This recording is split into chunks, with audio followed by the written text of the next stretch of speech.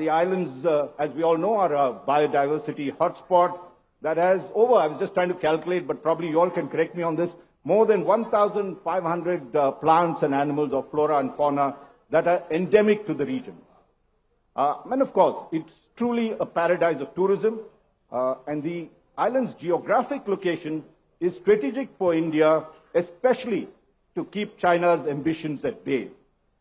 The islands also have tremendous commercial potential, as it is situated, if you look at the map, very close to the Malacca Straits. In fact, if you go down to to Thailand and Indonesia and all those places, the Andaman Sea, you virtually see that, they say if you take a boat ride, you can get there.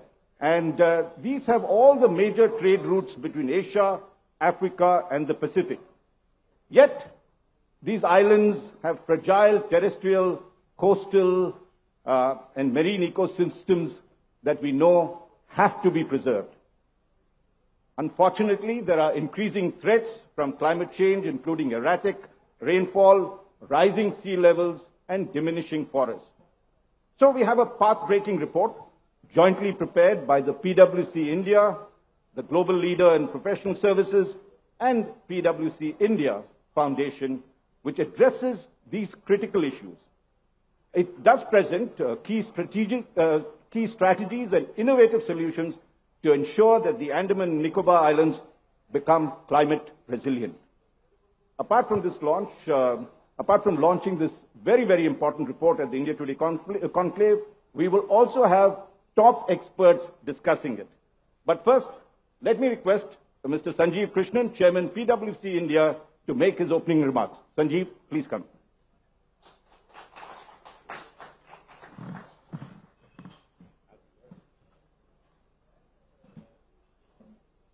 Good morning, everyone, and very wonderful to be here this morning. Raj just mentioned about the Andamans, part of the country that we possibly go and visit once in a while, if one is willing to take a bit of a holiday and go that far, but mostly gets forgotten.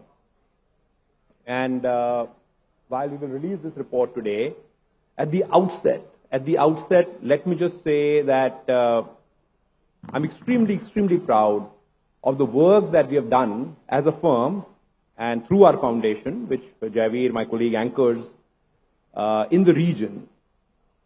We, of course, through the foundation, keep looking at things to do, whether it is to do with environment, crisis, which people face, societies face, humanity faces, and in doing so, we work with a lot of NGOs.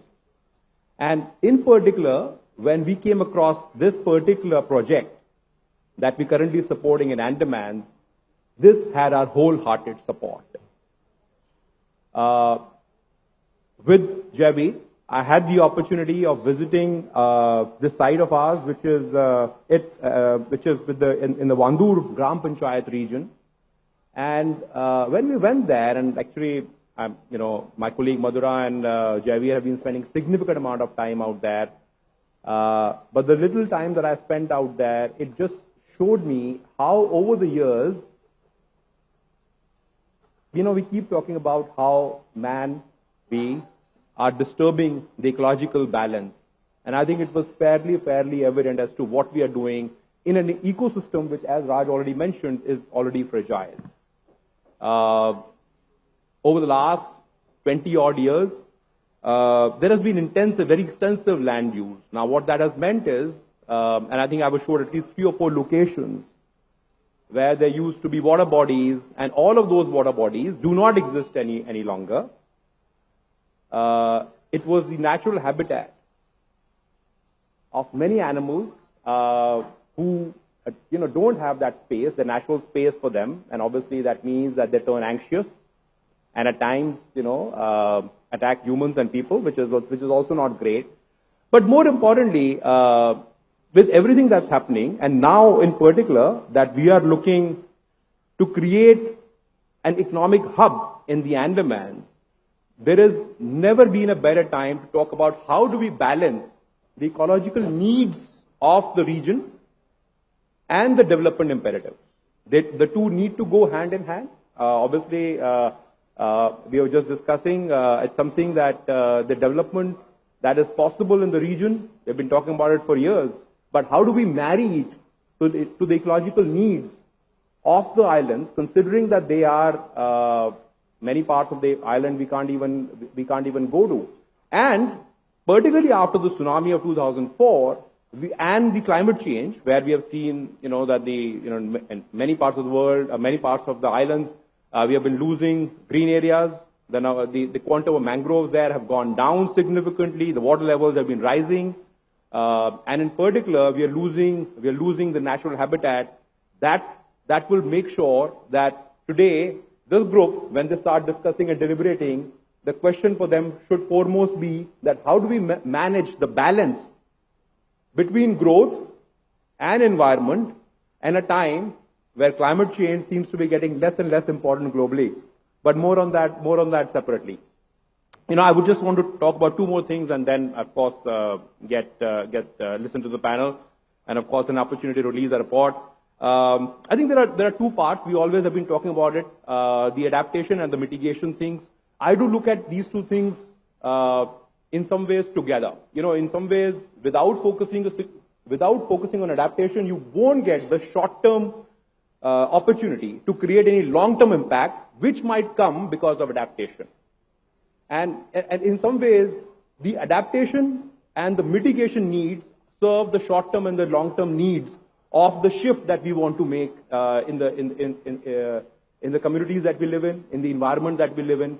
Because unless we change the way we do things, and some of these things have a longer-term impact, because we might say that we should use clean stoves, etc., which is one of the recommendations, in fact, that the report makes. But it's not going to do anything to the environment like now. It will possibly take some time for it to have the impact on the environment that we seek it to have.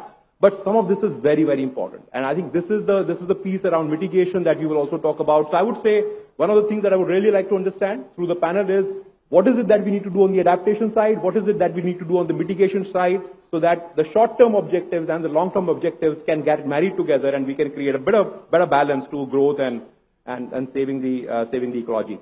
The last thing that I would say is that when we talk about everything that we need to do, whether it is enhancing plantation, increasing green spaces, creating, as I said, ecological opportunities, like, for instance, burning less carbon, etc. We were just discussing with my colleague here, and he was telling me that there is privatization. There is a privatization opportunity with the electric utility in Andaman. Now, I think that is possibly a great opportunity as well for us, because there is almost 93 million liters of oil which goes back and forth from the mainland to the islands, and it is all diesel. Now, can we create an opportunity that a lot of this is substituted by renewable or green means? That itself will create an opportunity, because at the end of the day, somebody needs to finance any of the shifts that we would hope happens. Who is going to finance it, and how is it going to be financed? And while we talk about green bonds, this, that, and the other, I think some of these are yet to manifest. There isn't possibly a huge amount of domestic finance which has been raised. Global finances, as you know, will come at a price, and particularly with the dollar depreciation, with the rupee depreciation, has been very, very costly. So how do we do it internally in India? And I think this is where some of these mechanisms will come through. Last part, we are looking at a carbon market. Now, if we are looking at a carbon market, which the power minister actually said, I think about a couple of weeks back, we announced that we will be looking at a India carbon market by 2026. Can that be a solution? So I think, in summary, I would say three things. One, it is a very beautiful part of the country, but possibly requires a balance between its growth aspirations and what it needs from an environmental safety perspective. Second is, it has to be a mix, in my mind, of mitigation and adaptation. We need to find ways to finance it. And then the last part I would say is that how do we finance it in a very cost-effective way so the communities we do not put any significant burden on the communities in the region and yet create that balance that we are seeking, because better growth will certainly lead to better incomes for the occupants of ANI, but we need to make sure that they can still live and breathe in this beautiful part of the country. So I look forward to the panel, and Raj, thank you. Over to you. Thank you, Sanjeev. I request you to stay on the podium, and let's give him a very, very warm round of applause. I think he raised, maybe you should be moderating the session after this, because you've raised all the critical points that is there. And particularly this battle that we face, conservation versus development, that balance that we need to look at is what is very critical for the Andaman and Nicobar Islands particularly. And so we are very fortunate to have with us Mr. Keshav Chandra, who's a serving IAS officer, but more importantly, till recently, Chief Secretary of the Andaman and Nicobar Islands. He's also author of an outstanding book on the islands called When Turquoise Waters Turn Dark, which is an illustrative history of the entire islands. A brilliant book. I happened to look at it, and I think it's very apt to come forward. May I request Mr. Keshav Chandra to come forward to launch this very important report. Apart from that, I would also request Madhura Mitra, the Executive Director of PwC on this, who's the lead author of this climate change and sustainability strategy for PwC India, Dr. Anish Chatterjee, advisor climate change, GIS India. May I request him to come on the stage too? Ankit Gupta, general manager sustainability for ITC, Dr. Nilanjan Ghosh, vice president development studies and senior director at the Kolkata Center of the Observer Research Foundation, and Sambitosh Mohapatra, partners and leader for climate change and energy, PwC. May I request also Jaiveer Singh, who chairman of PwC India Foundation, very, very important person. Mr. Sanjeev Krishnan, why don't you come to the center of this? Come here. Come, you that side.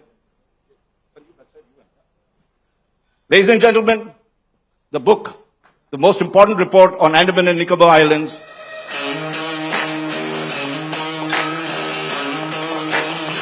let's give a very warm round of applause for that.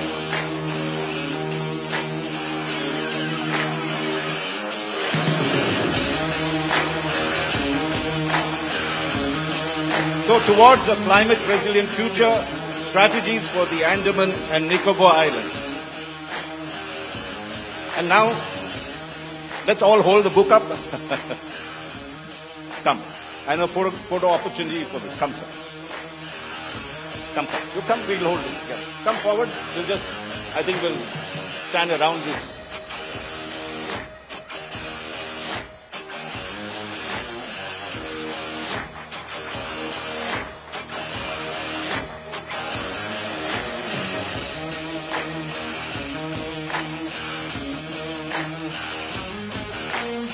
Okay.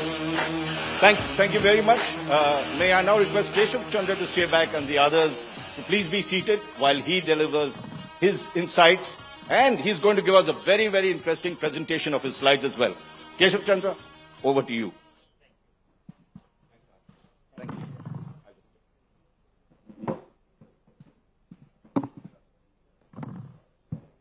Thank you, Raj. First of all, I want to congratulate PwC for releasing such a fantastic report. I'll be making a short presentation on Andaman and Nicobar Islands. Most of you have already visited that island, rather archipelago. It has 836 small and big islands. I'll be looking at the environment from both economic, strategic, and historical perspective as such. So I just wanted to look at the entire thing, that what was it in the minds of the imperial forces when they came to Andamans, and how it is relevant as on today.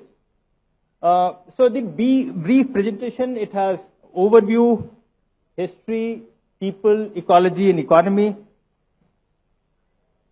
So the basic statistics, 8,249 square kilometers, bigger than most of the island states in the world, and population extremely sparse. Inhabited islands only 31, and rainfall one of the highest in the country, rather second highest in the country.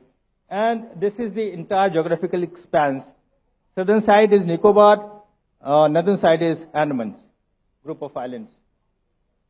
So look at the, so this is the book Raj was talking about, the book on Andaman and Nicobar Islands. It's called When Turquoise Waters Turn Dark. Raghura is written the forward and is been published by Penguin. So I'll just skip all these three and looking at the historical perspective that what it was and how all three aspects define Andaman and Nicobar Islands, how vital it was for imperial forces that time. So it is divided in three parts, 89 to 96, 57 to 1900, and 1907 to 1947. And I'll briefly dwell upon that. So when they were discussing, British were discussing that why we should go to Andaman and Nicobar Islands, there was a great debate. And the British archives, I could find lots of debate that why we should go there and why we should, in fact, have our own settlement. Because British by that time had already had many penal colonies all over the Southeast Asia. You have Bencoolen, you have Arakan, you have Penang, you have Walme. So there was no dearth of penal colonies. And they did not want to set up a penal colony in Andaman and Nicobar Islands to begin with. In fact, it was basically for valuable phosphorus, sulfur they were looking for. And also, they were quite scared of the French, that if they are not able to capture that, French would come and it becomes a very strategic location for the entire Bay of Bengal region. And that's why the great debate was taking place that why we should go to Andaman and Nicobar Islands.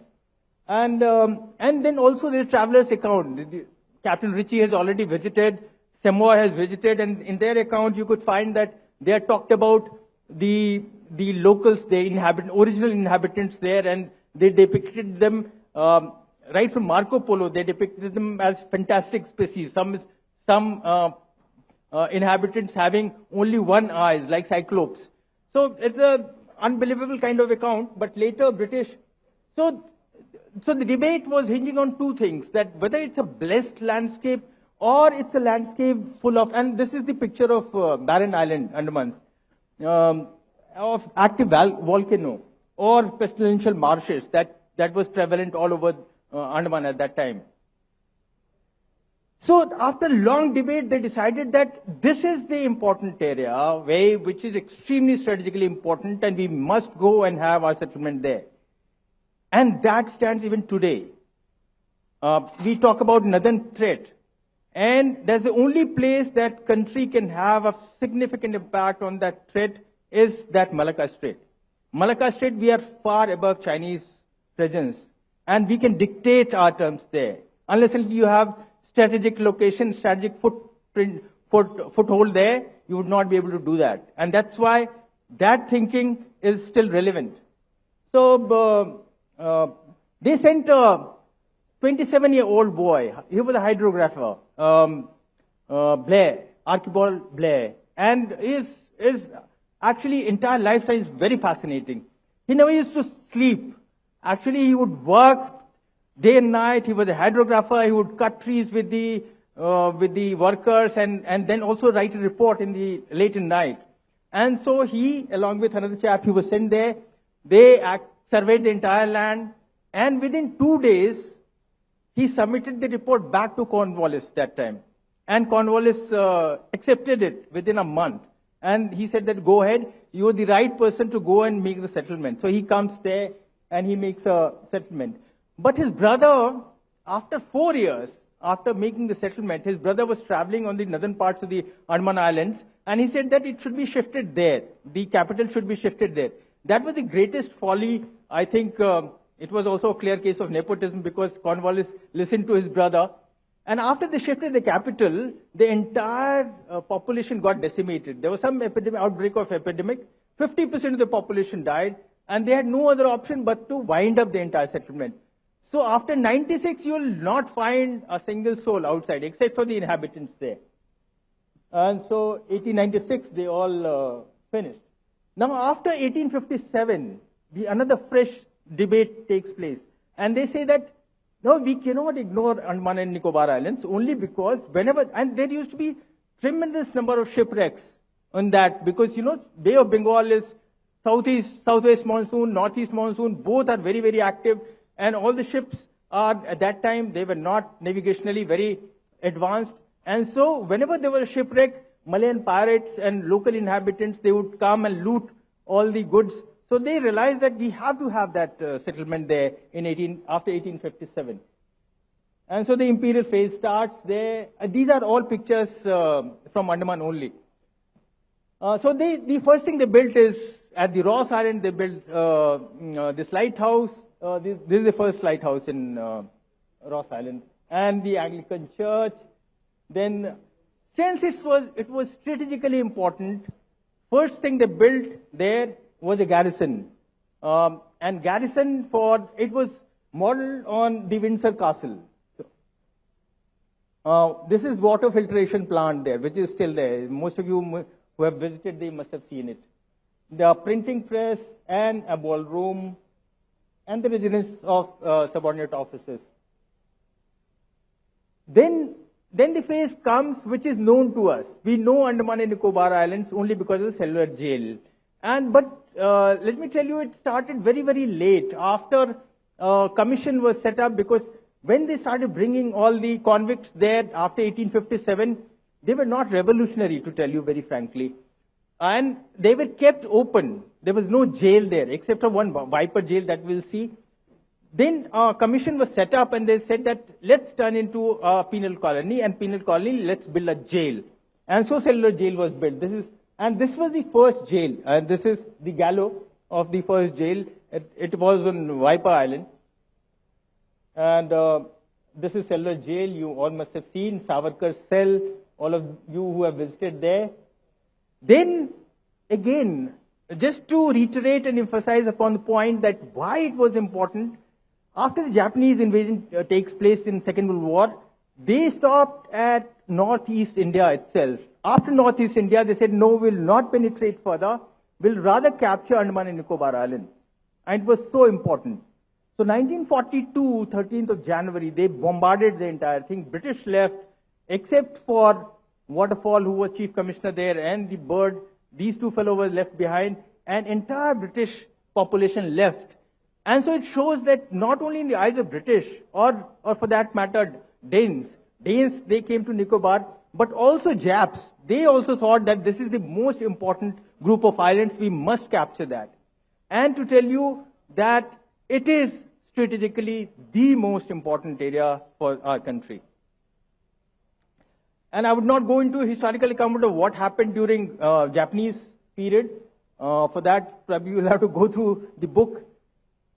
But yes, this is the area that which has come to limelight. There is a very, very partisan view about the projects which is coming up, and they see it in very, very limited perspective. And that's why I just wanted to dwell upon that environmental degradation that everybody is talking about, and how it is important for India. See, there is a concept of entreport, that mothership comes and then all the goods in smaller ships are transported to different parts of the country. We in India, we do not have an entreport. We are dependent upon Sri Lanka. So right from 1960s, there is a discussion in our country that we should be having an entreport in the country. Only because the decision could not be taken, and it could not take off the ground. And that's why, so far, till now, all these in the entire Malacca Strait, just south of Nicobar Islands, you'll find that Jabal Ali was built in Dubai, and then you have Hambantota was built, then you have Penang, then you have Singapore, and then you have Incheon in Korea. All these entreports are built on the Malacca Strait, and the route, we did not have any of the entreport.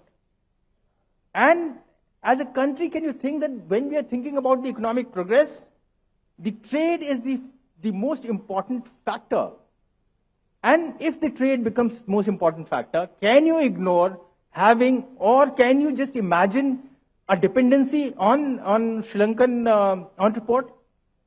We cannot. In fact, while I was going through doing my research, I found that British also were forced to go to Nicobar because they were not very keen to go to Nicobar. It was only after the Danes refused them the access in Trincomalee.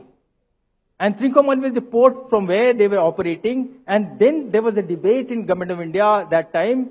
and that we must go and capture Nicobar. And that's why they came to Nicobar. So that all these historical issues, when I see it in present context, are still very, very relevant. Somebody has to actually go through all of these accounts. Most of you must have, or rather some of you must have seen it. This is the southernmost point of India. This is Indra Point. And I just wanted to show this picture, that absolutely pristine sea. It's like turquoise waters. Everything is rusted, but the water is still fresh. And this is Chora Island. Now, second aspect about the environment, everybody is also talking that with the project, some of the original inhabitants would be affected. And they talked about different inhabitants. In fact, in the British time, whenever there was a contact with the British, that particular tribe actually suffered a lot. So you have 6 PVTGs, Andamanese, Jarvas, Onges, Sentinelese, Nicobarese, and the Shompen. And Shompen is the tribe everybody is talking about regarding the project. The Andamanese at present, in fact, they were the largest in number, and there were 10 sub-tribes. Now it has only one sub-tribe has remained. The other tribes who have maintained isolation could flourish. So you have Jarvas there, which are highest in number, almost 650. This is their habitat. The dance. Then you have Andamanese. That I have talked about. They fought with British twice, and there was a full-fledged war. And most of them died in the war, and also there was epidemics from the disease brought from outside. So Andamanese, there are hardly few of them remaining. The last girl, she's doing MBBS. She cleared, and she's now doing MBBS in Andaman and Nicobar Islands only. Then you have Shompens. Shompen is the tribe everybody talks about, that after the GNI project, they will be affected. Let me tell you basic statistics, that the project area affects 84 square kilometer of the reserve, tribal reserve that was reserved for Shompen tribes.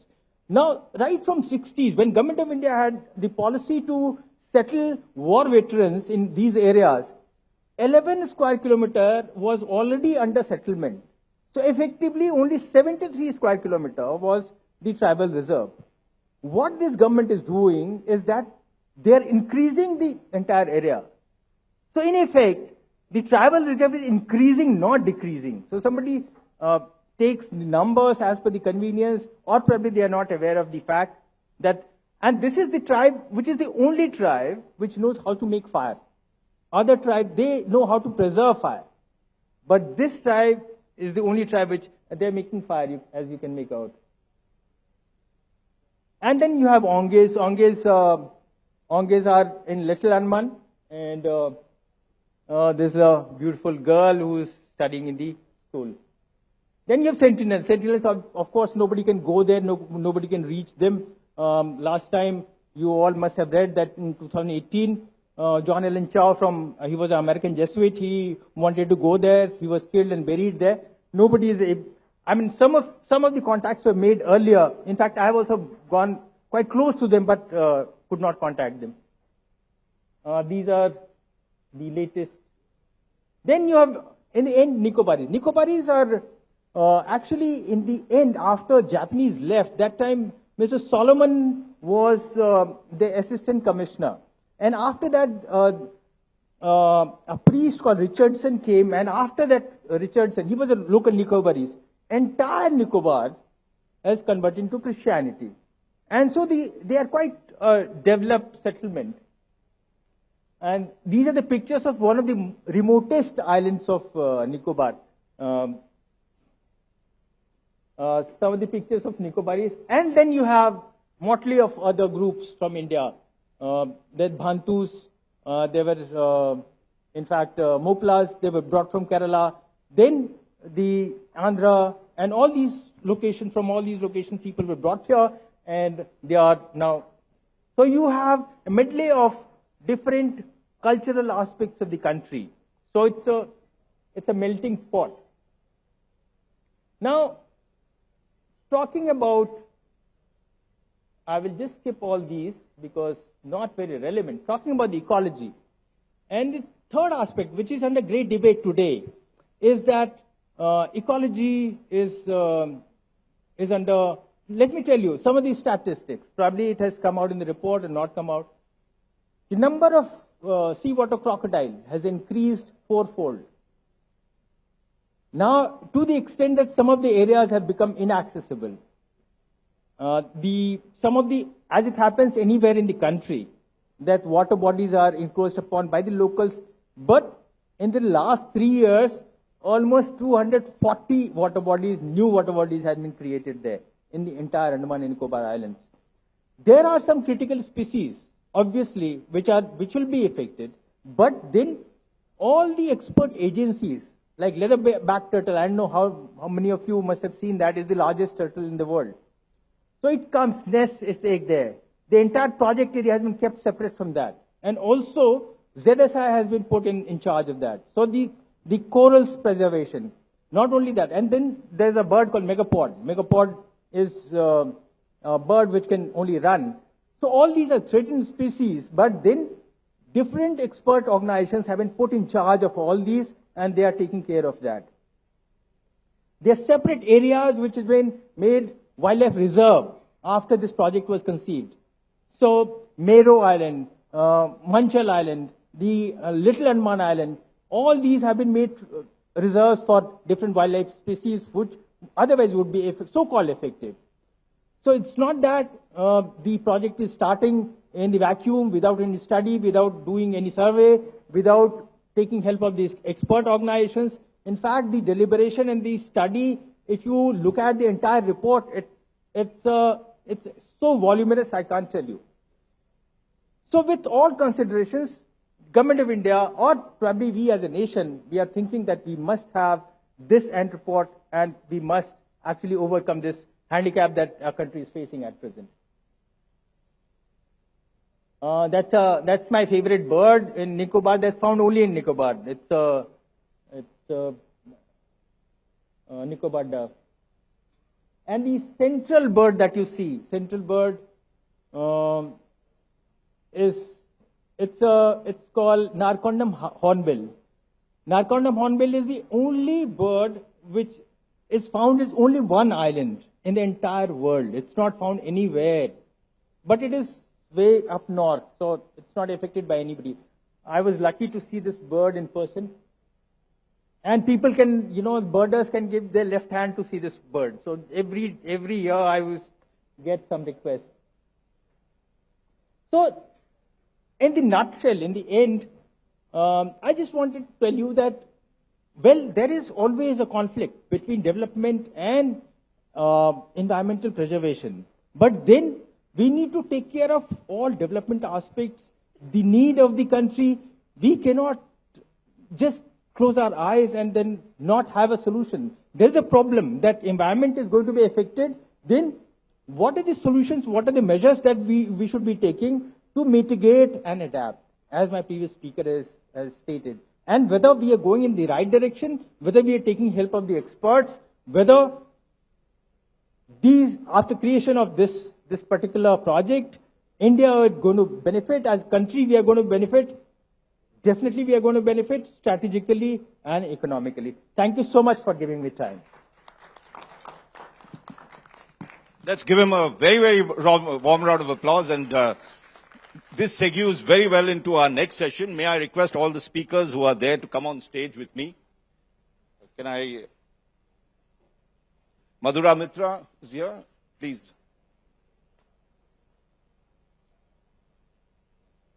Anish Chatterjee, Ankit Gupta, Nilanjan, Ghosh. Will you please come on stage? Thank you.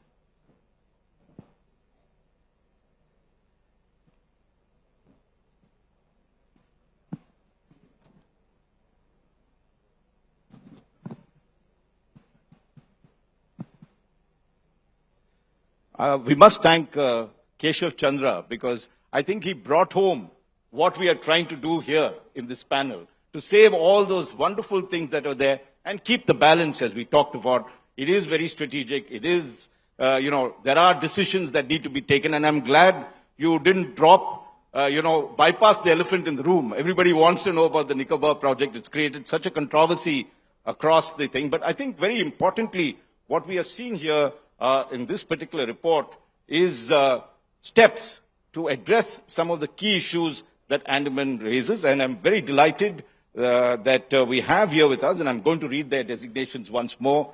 Madhura Mitra, Executive Director, Climate Change and Sustainability Strategy for PwC India. Dr. Anish Chatterjee, Advisor, Climate Change, GIZ India. Ankit Gupta, General Manager, Sustainability for ITC. Dr. Nilanjan Ghosh, Vice President, Development Studies, and Senior Director at the Kolkata Center of the Observer Research Foundation. So there you have it. The top experts who've actually contributed to this report, which is towards a climate resilient future, strategies for the Andaman and Nicobar Islands. Now, what we will try and do in this, and I'll make sure that we get time to do this quite in depth, is to start and look at some of the key issues that are there and what this report really raises. I read the report. It does have a lot of not only interesting facts, which I think Keshav will also be interested in, because it does bring a lot of contemporary data that is there, does a lot of analysis. So if you get time to read this report, you should look at it, because it does have a lot of vulnerability analysis that's there. And we will look at three things. The first is to assess the climate change risks that the Andaman and Nicobar Islands face, the risk factor. The second is, what do we need to do? What is the strategy we have to, to mitigate these things and the risks particularly that's there? And of course, the third is to explore the finance, which Sanjeev Krishnan talked about. Very important, because you can say all these things, but how can you get people to fund it? The various, avenues that you have to do it. But let's begin with Madhura, because Madhura, you've led the report on this. And can you talk about the first aspect of it, which is what are the big risks? What, in your assessment, the 4 or 5 big risks that are there?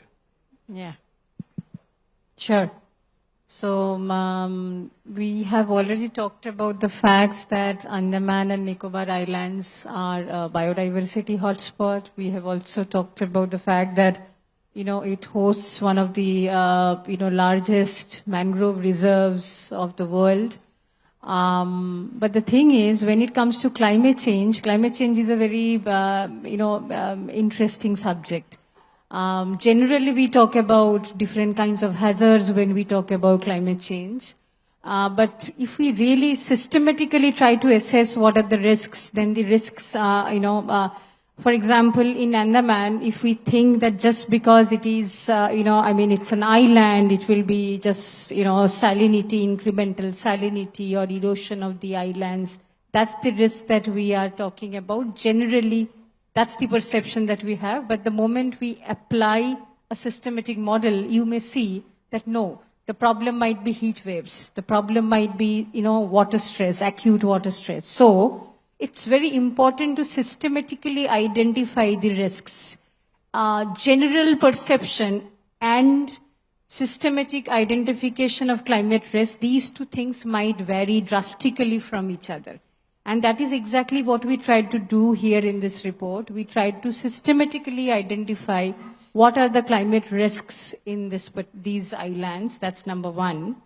And we had a discussion with the Ministry of Forest, and Climate Change as well. And we found out that, in India, while for other, states and union territories, there are identified climate risks, in Andaman and Nicobar, that particular exercise has not been conducted. So we took this chance, leveraged this opportunity, and tried to bridge the gap. We have come up with, a set of climate risks, and we have used models that are accepted worldwide by international, guidances, and we have come up with a list of risks.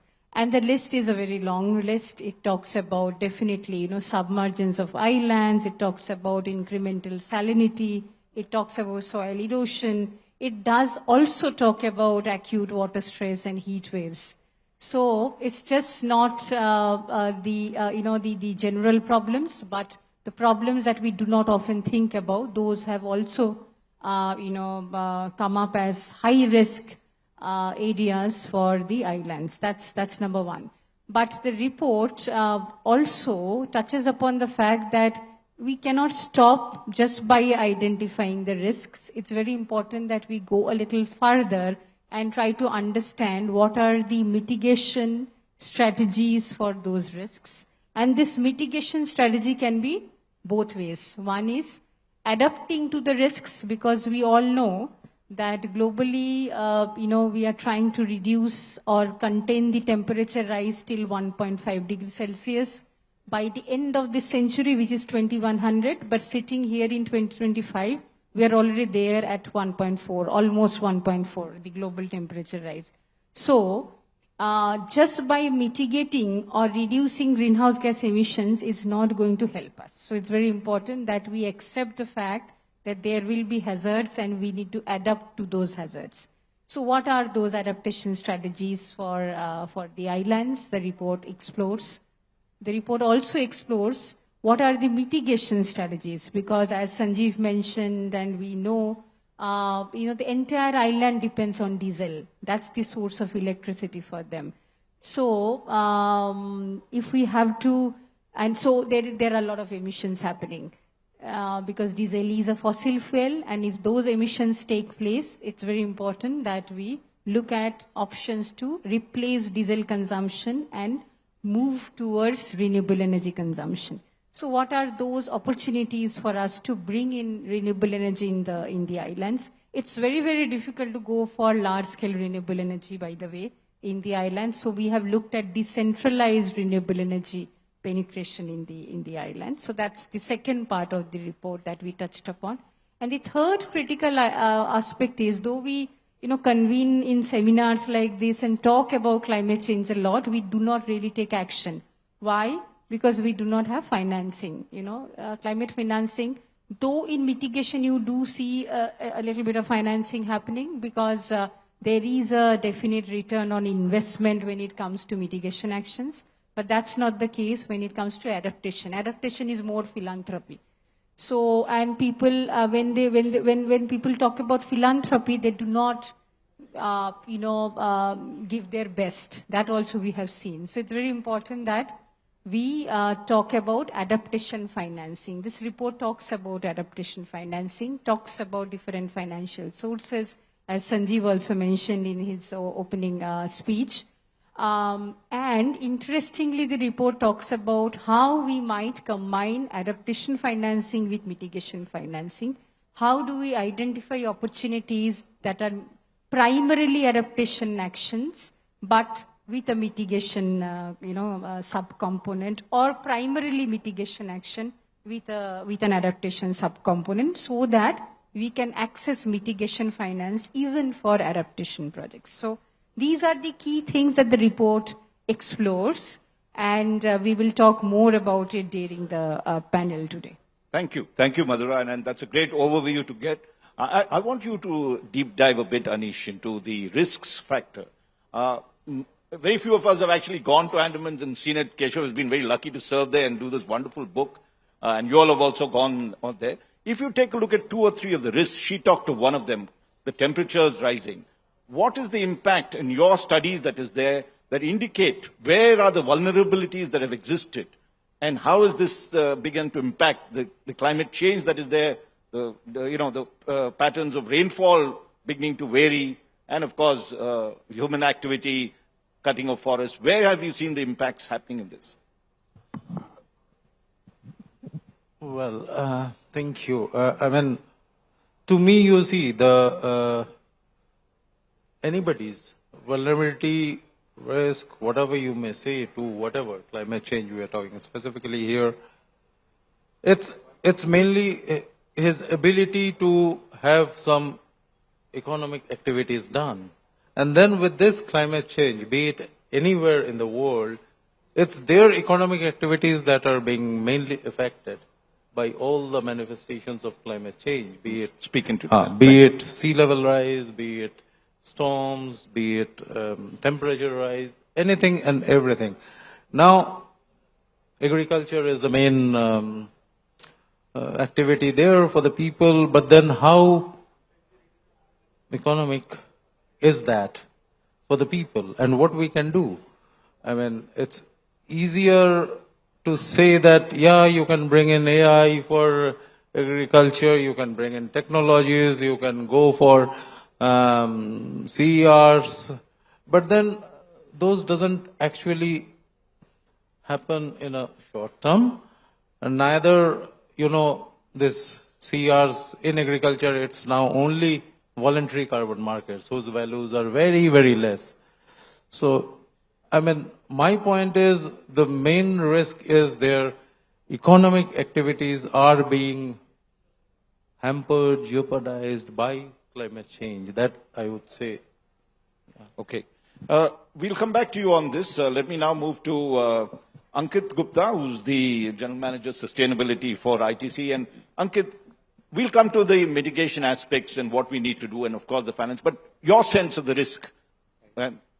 Particularly you have a large conglomerate, talked of economic activity, you need to do that, but how do you do it in a sustainable fashion, right? No, thanks for that question.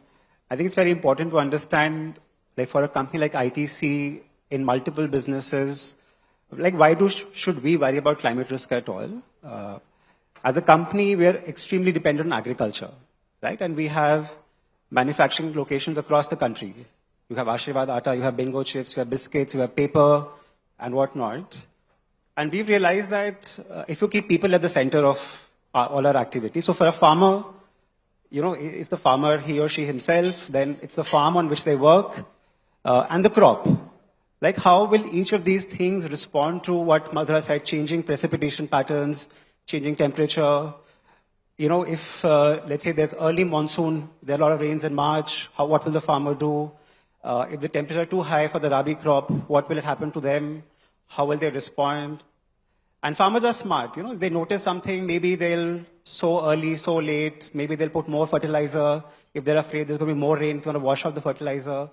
It's very important to understand climate data, that's extremely important, but also behavior of your stakeholder, how they will respond to these changes.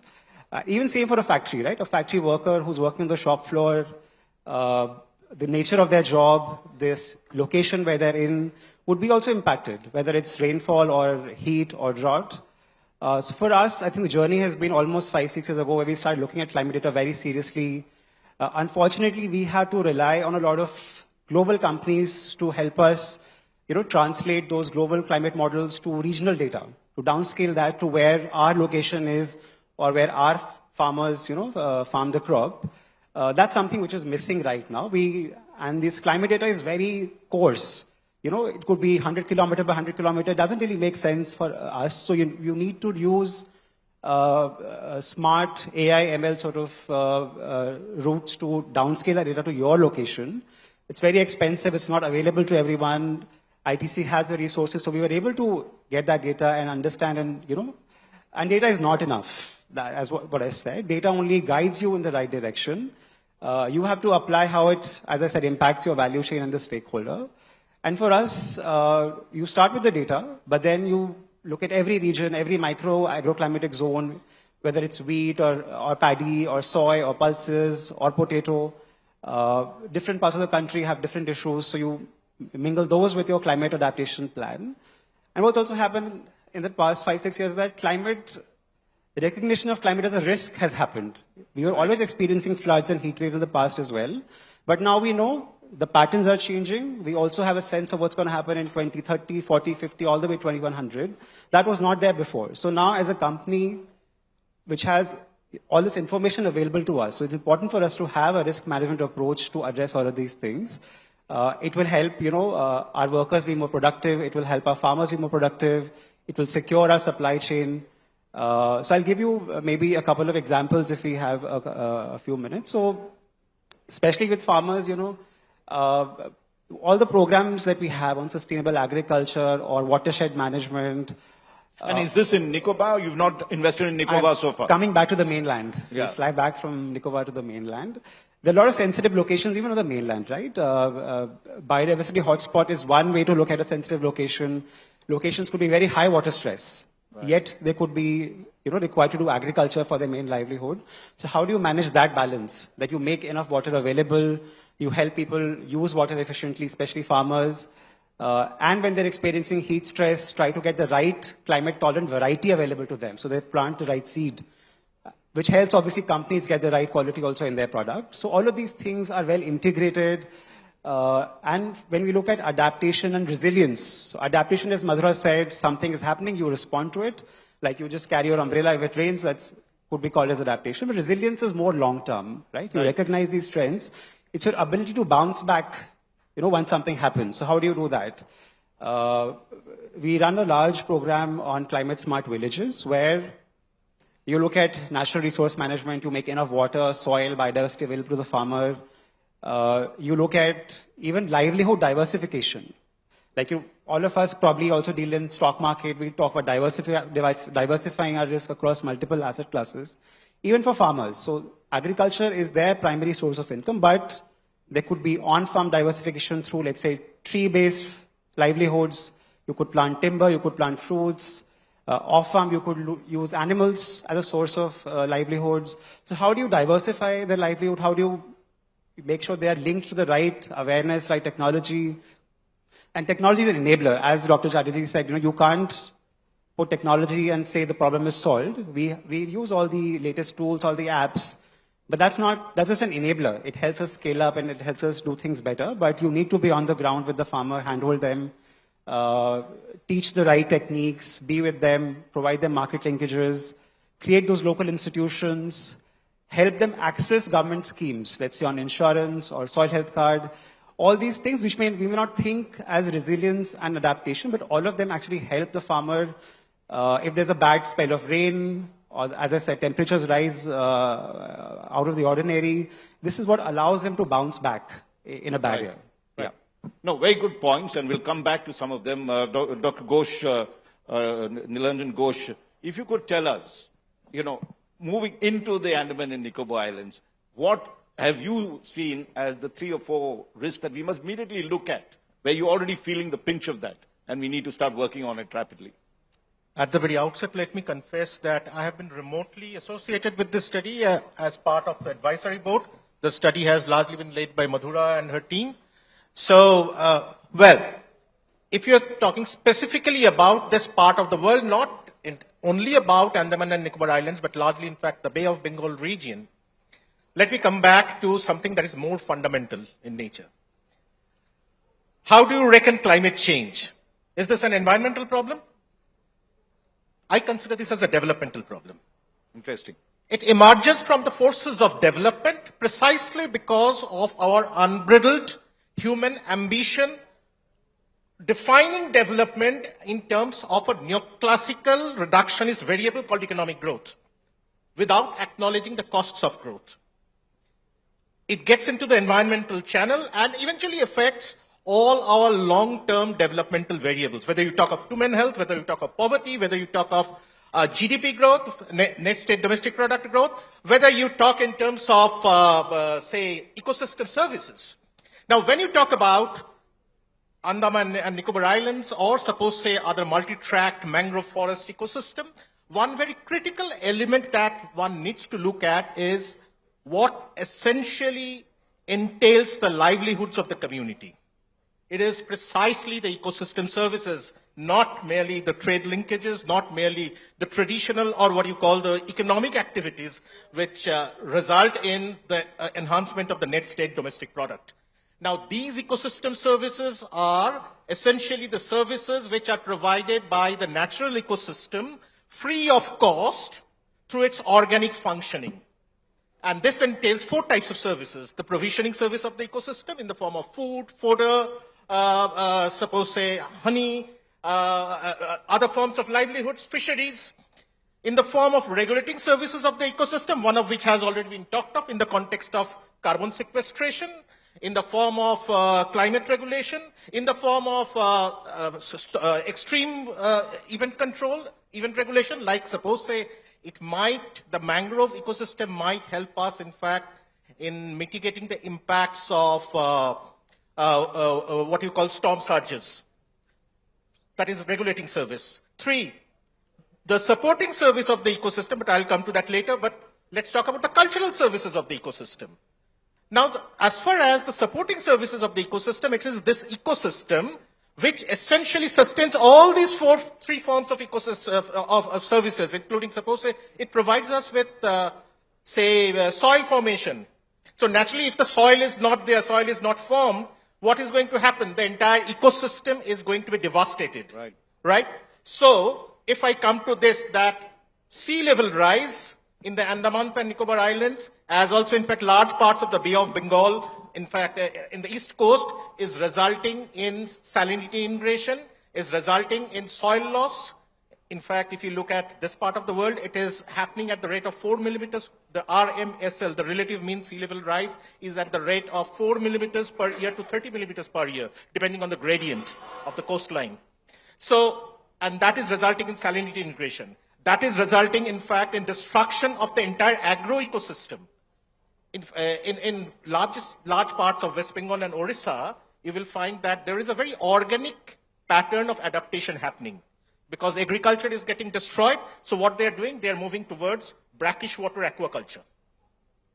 Precisely because the entire water, the soil is getting saline in the process, so aquaculture is going to flourish. Oh, now that creates some kind of a trade linkage as well. Now this is also in the form of a very organic way of adapting to the change. But is this sustainable? That is also the question. Now the question comes that where lies the threshold of adaptation, in situ adaptation? Right. In large parts of, whether this is also going to happen in the context of Andamans by 2050, 2060, we never know.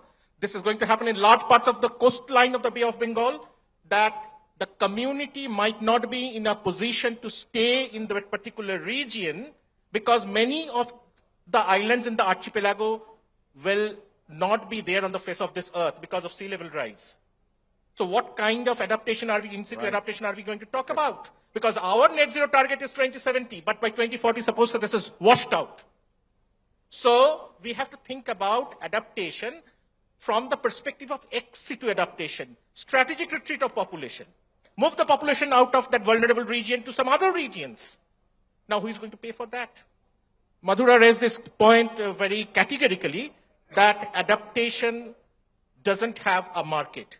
It doesn't have an ROI, a return on investment, just as something that you clearly find in the context of mitigation projects and energy transition projects, a clear ROI or an economic rate of return.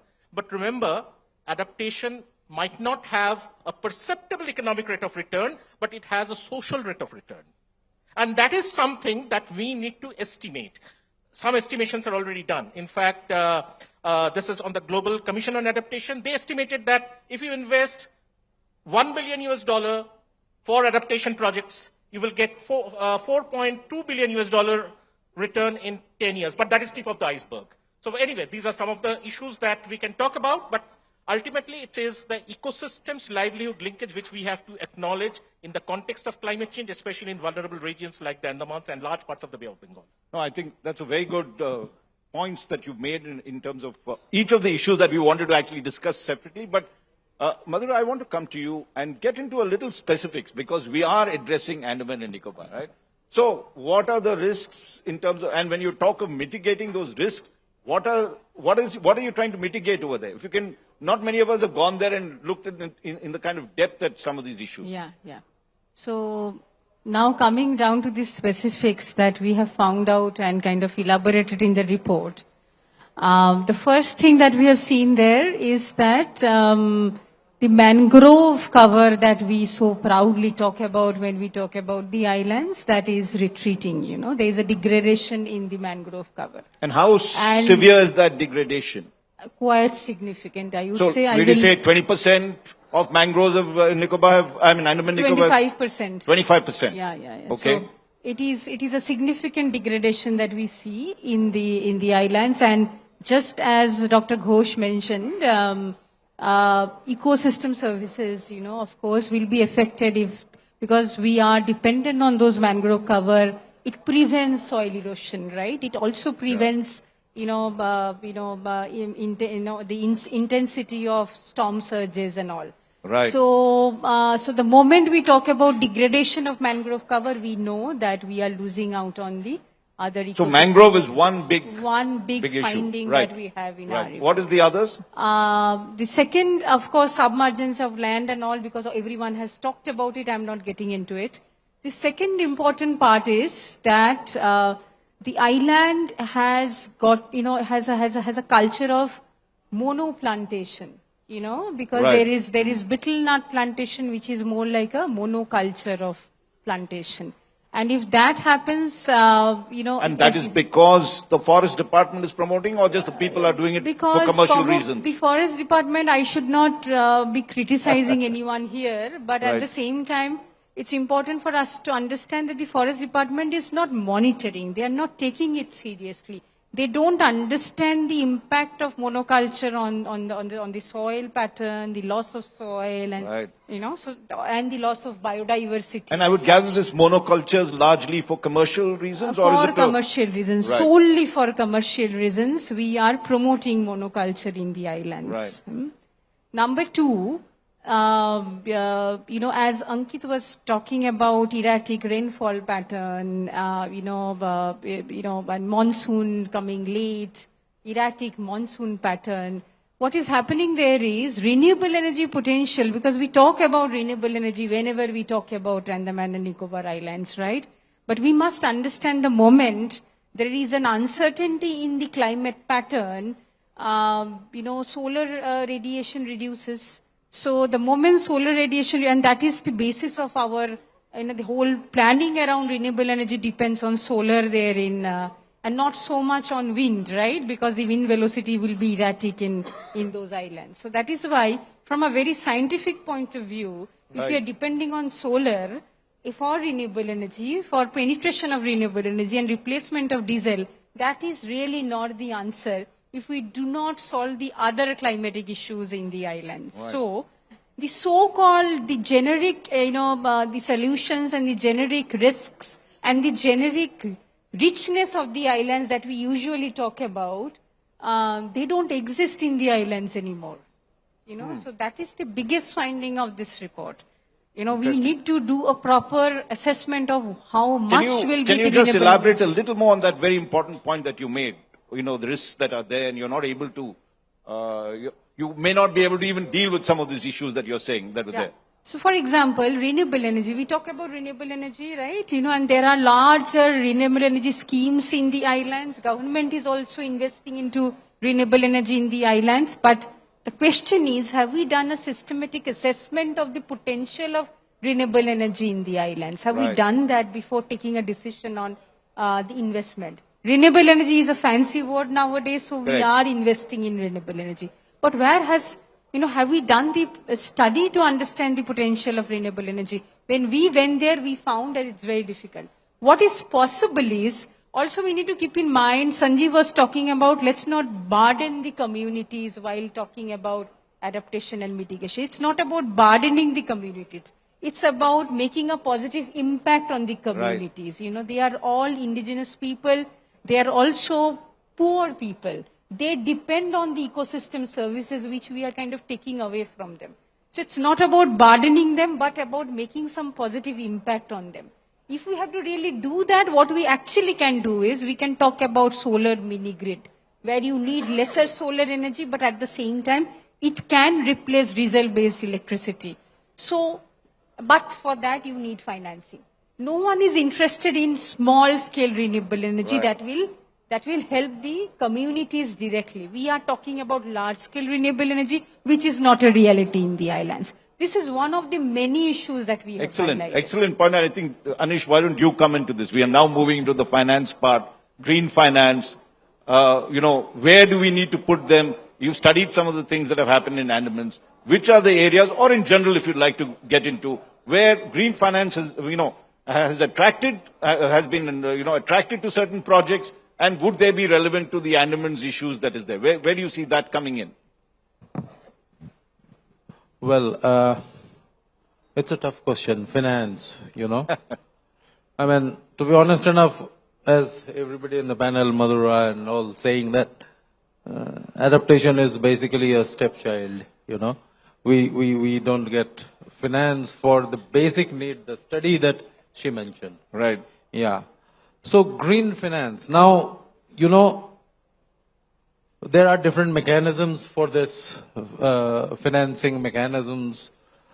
And again, there are international funds, I would say, GCF and others, and there are accredited agencies in India who can actually leverage the funds for those, and you can have projects which are quite big. But then, the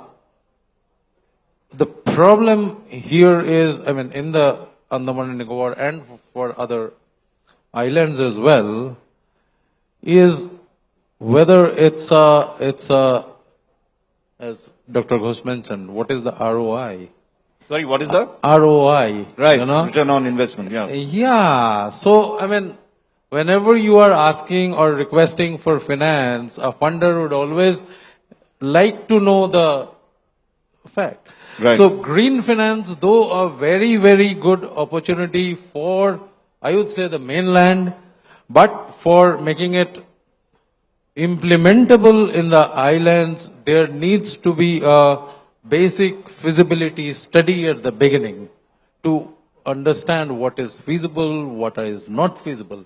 And then coming to the financing part by, I would say, the private sector. I don't know whether that would come later or... No, I mean, Yeah. we have Ankit here, so we'll get him in very quickly after you. Yeah, I mean, private sector, you know, to be very honest enough, I had been working in the NGO sector for more than 20 years, and I have worked in several CSR projects. The problem with the companies, like any company who is doing CSR, is they just don't want to go out 5 kilometers away from their factory. Okay? So that's a practical problem, you know, Right. and I couldn't convince them that this is required here, not here. Right. I mean, beyond 5 kilometers, not within 5 kilometers. So that's a, I mean, very, I would Sure. say, bad criticism, but then this is the experience. This is the fact. So, funding from CSR also, I mean, to be very honest enough, being practical, don't see that.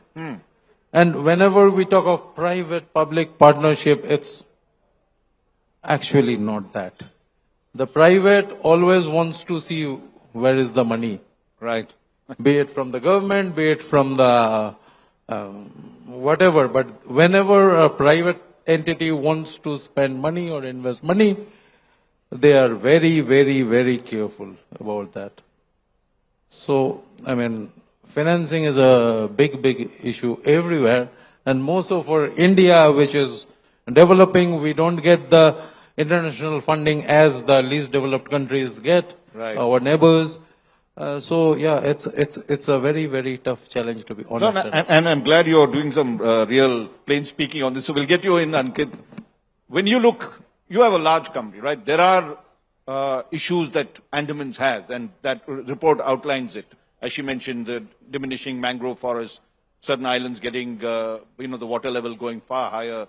You have monoculture crops coming in. She mentioned some of these things. If you were to invest, ITC had to invest in any of these projects that are there, where do you think, what are you looking at when you're doing it? To make it very practical. In terms of the question on capital that was being discussed earlier, I think capital that is seeking ROI will probably not look at this right now, but capital that is seeking impact would probably be interested in doing something like this. I'll give an example which links to what Dr. Ghosh said about ecosystem services. We have a factory in Chennai. Right. Chennai has had a very bad spells of floods over the last 7-8 years. Right. 2015, 340 mm rain in a day. Entire community around the factory was flooded. No operations for a couple of days. And we then wanted to understand why is this happening. It's a coastal, sort of very close to the coast kind of a factory, right outside Chennai. So we worked with IIT Madras, we worked with the railway board, which was nearby. So a lot of collaboration was necessary for this. We found that there are 11 natural lakes around the factory area. All of them are completely depleted. They earlier used to be connected to each other, so they could serve as natural sort of, sumps for water to sort of settle in. Disconnected, filled with waste, sewage being thrown into them, eutrophication happened. So what we did, we worked together, used, let's say, CSR funds only to solve the problem, got all the waste out, connected the lakes back, disconnected the sewage dumping, minimized the waste spots. Last year, there was 200 mm more rain. There was 560 mm rain in a day. There was zero waterlogging in that area. Right? So that's the power of collaboration and CSR money or whatever capital, impact capital you could find. But that also helps us solve a business problem, right? It's not disrupting our operations at the time when it floods. And these are kind of solutions which are linked to nature, where you start appreciating nature, that it also has value, that ecosystem services being provided by it. And you see a return for the community and for yourself. These are the best win-win cases that you can find. And there are many such examples that we've seen. I mean, one thing I've learned is that you can't be resilient on your own. It's a collective thing. You can't protect your factory if you can't protect the neighborhood. So that's the approach that we take. Yeah. Well, very interesting. And let's come to one of the issues, and Nilanjan, you could come into this.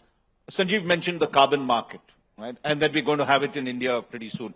What would be the building blocks of that? And, there are issues that are there. If you could give 2 or 3 points as to how we could really make it work and what you all want in terms of when you look at a carbon market. See, carbon market is definitely going to be one of the markets where you already have a market mechanism in place. If you really ask me about the Andaman and Nicobar Islands as such, right, I would not confine the market mechanism, or thinking at least in the longer term, confining the market mechanism only to carbon markets. First of all, how do I really think about financing this entire ecosystem, or let me put this in this format, the blue economy of the Andaman Islands. Very important, yes. Now, of course, carbon market is one of the critical issues out here. You need to create a proper market-making phenomenon. That is the first and foremost thing. I have been involved in the financial markets for 10 years prior to my present job. And one very critical element that actually entails, in fact, in the market is how do you create markets? Market making entails that you infuse liquidity in the system. What are they? What are the initial incentives that you are offering, both to the buying side as also to the selling side? Now, it so happened that if you talk about the CER markets, in fact, which prevailed, why I'm using the term prevailed, because it had its boom. Now, in fact, it has nosedived, so forget about the liquidity and the volume and open interest or whatever prevails at this point in time. But when it happened, 99.8% we estimated what is the amount of speculation and who are the genuine hedgers and genuine participants, in fact, in the Chicago Climate Exchange at that point in time. And we found that as per estimates, 98.9% were speculators. The genuine players who are playing, in fact, especially in the derivatives market, were barely 1.2 to 2%. They are taking the positions. Right. So who provides liquidity to the system? The speculators. Now, if that is the case, if you really want a speculators market, speculators determining the price, speculators determining the value of the credits, then are we going to discover the true value of carbon sequestration, that is the value that the Andaman mangroves actually sequester? Because let's face it, there are two phenomena of this value. Right. One is clearly the social cost of carbon. The social cost of carbon is if 1 unit of carbon gets sequestered, what is the benefit that the society actually accrues in the process, gets in the process. And for India at this point in time, it's in the range of $84 per ton. Whereas look at the voluntary market price, I think it's to the tune of $32, $33 per ton. $10. Okay. So whatever, 10, 12, 30, whatever. So look at this divergence. Market is realizing $10, whereas the benefit that I'm getting is of $84. Had the market realized the true prices, think about the phenomenon that money would have gone to the community or to the government to essentially enhance the Andaman and Nicobar Islands. Think about the benefit, think about the development that could have happened. So this is one element. Now, if I talk about the blue economy as a whole and think about developing that market, what should I do first? Right. What is the value of this asset? That is the natural capital of the system. The value of this natural capital is precisely the value of the ecosystem service flows. Now, now that we have to move out of this very reductionist thinking of talking in terms of net state domestic product, gross domestic product as indicator of economic development, Right. we have to talk in terms of the inclusive wealth. The inclusive wealth entails the natural capital, the human capital, the physical capital. That is the asset class. And of course, if you can value that, the social capital as well. Well, if we value this, then the natural capital of Andamans is declining, as Madhura categorically pointed out, because of the declining mangrove forests. Right. And in the process, how do we compensate for that? That is the question. Is it that physical capital is developing at the cost of natural capital? Good point. Yeah. So we need to look at these critical trade-offs when we talk about development of that particular space. And of course, when we do this valuation, we know that, okay, fine, this is the value of that particular asset class. And this value, this asset class can be marketed, create the financial instruments. You might even think about, suppose say what, Ecuador did for the Galapagos Island in developing green credit swaps. Financialization of this entire mechanism. Or suppose a payment, other forms of payment for ecosystem services. Well, these are of course long-term suggestions one can think of, but we have to go in these lines. Excellent. We've just got time, I think, for one quick round. And I'm going to make this a pragmatic kind of 2-3 things, or maybe 2-3, whatever you like to say, that you think needs to be done in the Andaman Nicobar to, whether on finance, whether on mitigation, whatever you'd like to talk about, that we take the whole thing forward. Start with you, Madhura, and then we'll move around. So I'm a very optimistic person, at the end of the day. And so I feel that it's very important that private sectors come in because they have the bandwidth, to come and invest. Even the returns are low, they can invest, and Ankit talked about impact, and not only always about return. So it's very important that we look at, fruitful private sector engagement in the islands. Different kinds of market mechanisms, as Dr. Ghosh talked about, carbon and green credits as well. We need to look at different kinds of, market mechanisms, because market mechanisms will work a little better than any other funds. Funds are very, very bureaucratic. It takes a lot of time. We try to get green climate fund, access green climate fund. It takes about 3 years to access the fund. By the time all the damages that need to take place will all, that are supposed to take place will already take place. So that is why, let's talk about market mechanisms for the islands. And I would say number 3 would be to look at community engagements. Let's engage with the communities. Let's understand their problems better. And let's, wherever we are doing a carbon project, wherever we are trying to do a green project, let's have a social benefit angle to it. That's very important. Excellent. These 3. Anish?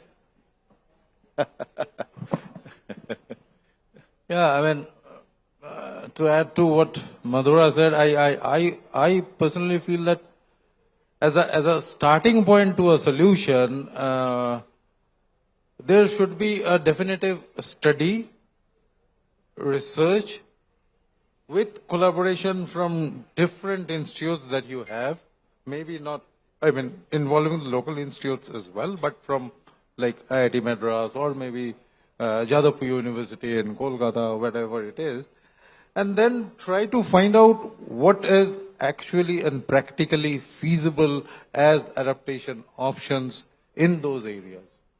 And then as a second part, try to do what we call financial feasibility study.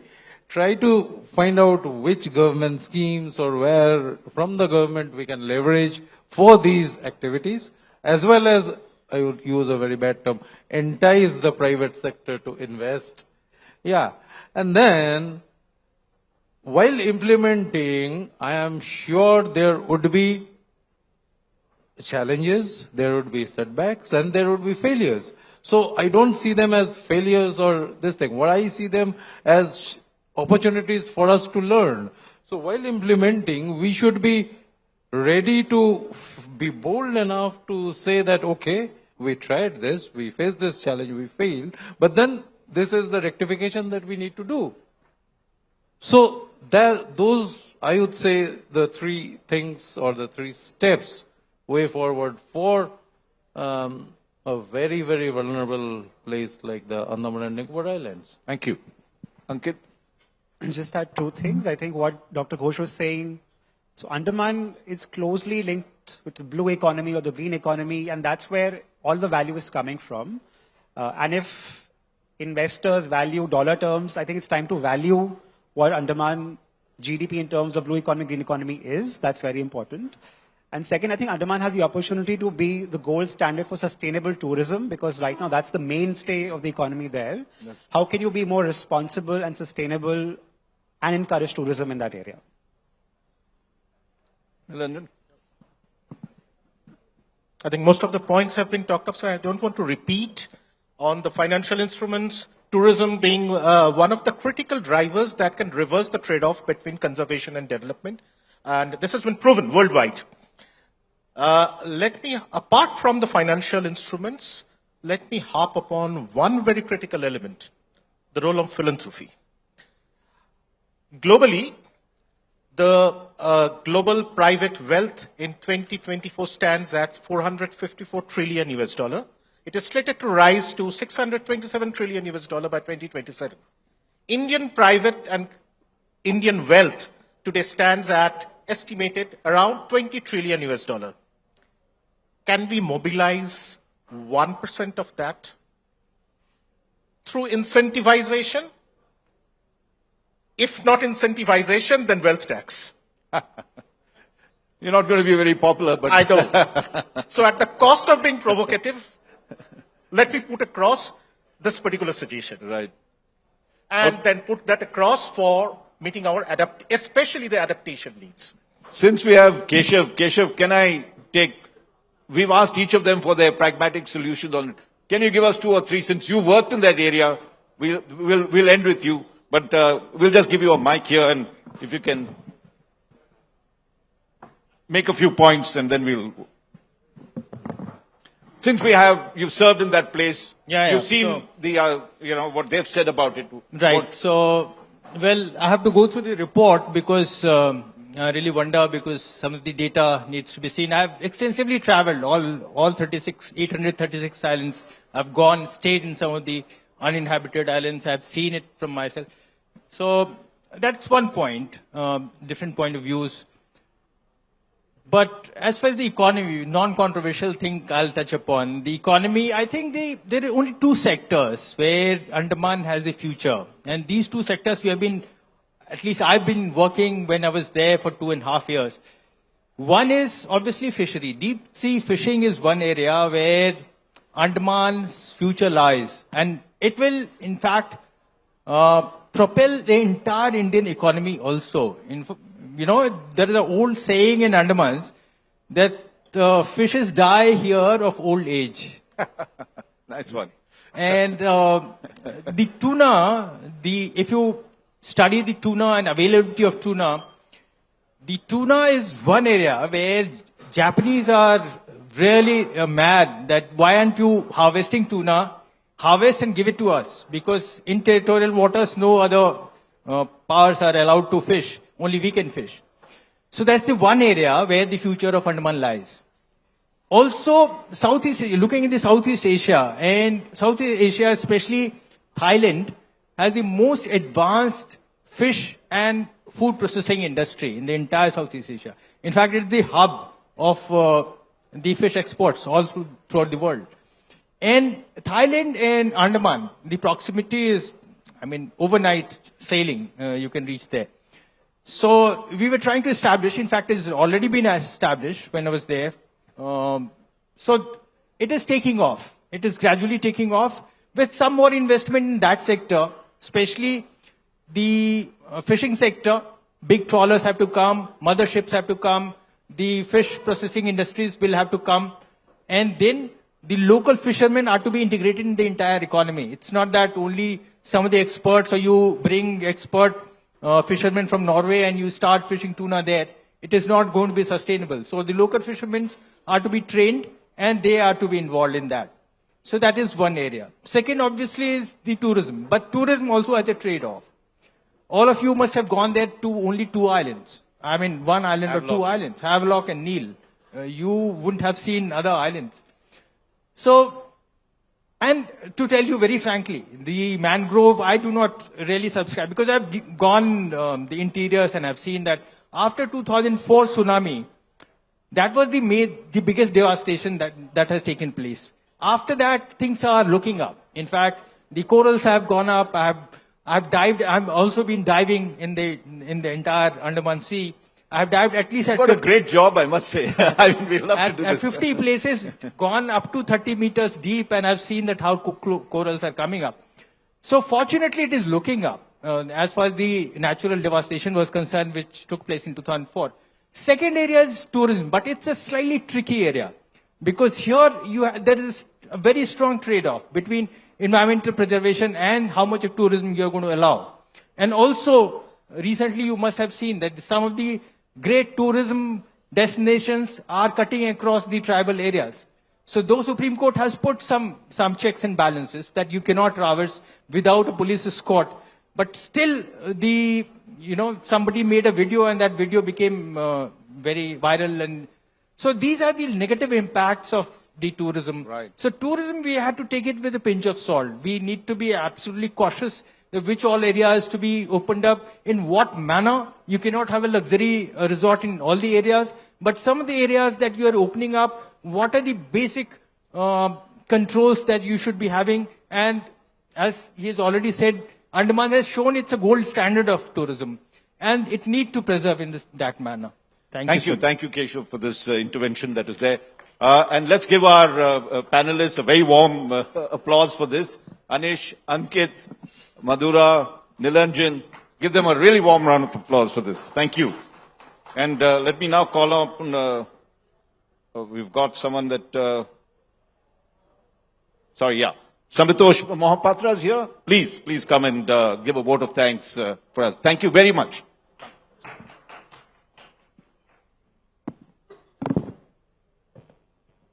Ladies and gentlemen, as we draw this session to a close, it's my privilege to extend a warm vote of thanks on behalf of everyone here. First of all, thanks to Raj for anchoring this session, setting the stage. Sanjeev, who came in and who put the structure in place in terms of putting the need to have a balance between environment and development, to put the mix of adaptation and mitigation, and to bring the element of financing here. Now, very interesting, I just wanted to quip here. Sanjeev alluded to Andaman and Nicobar is trying to privatize their utility. The cost of serving consumers there is about 1,000 crores. Okay, the revenue that they generate is 250 crores. The government subsidizes 750 crores through the diesel. So should we be making the transition to green? And Madhura rightly alluded to what is the viable renewable, right? Now some of these studies are happening because private sector has entered there. We understand that the viable green is a mix of 100 megawatt of solar, 30 megawatt of wind and 40 megawatt of battery. So which means it, and distributed, right? It cannot be utility scale. But should that happen and we save 750 crores and it's a 4 lakh population, you actually are generating close to 20,000 per person per annum. Significant financing which can be done, right? Even out of 750, 500 is deployed for capital. You can actually transition that, right? So therefore, and the great point which was brought in on CSR and philanthropy, CSR India will generate up to 50,000 crores every year going forward.